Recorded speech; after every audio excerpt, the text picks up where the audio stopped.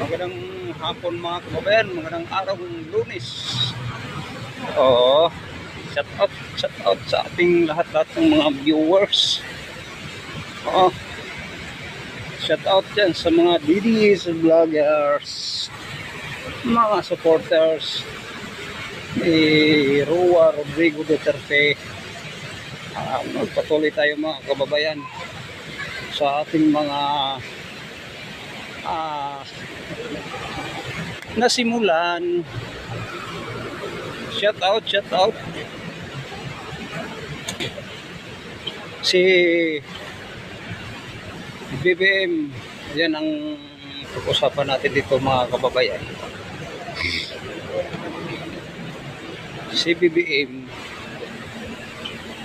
maki-alyansa siya ni Roa Rodrigo Duterte mga kababayan, dahil ewan ko kung anong napasok sa iyang kaisipan, no? Basta sabi niya kung walang kapalit, no? Kung di ba bangag, di makapagsalitang ganun na ba? Kayo guys, tama ba yung mga sinasabi niya? Sige, mag-comment kayo, mag-react. Uulitin ko tungkol sa sinasabi niya, makig-alyansa siya ni Roa Rodrigo Duterte.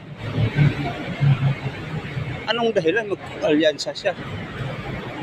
Kung tutusin talaga, sinurindir na nga niya si Duterte. Siya ang tutor.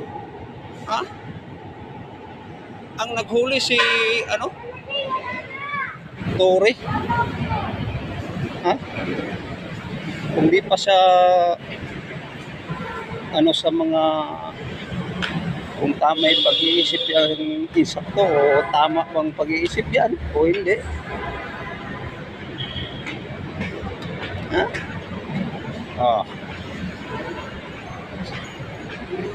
Yan ang natin dito, reaksyon na. Ulitin ko, magandang hapon sa inyong lahat.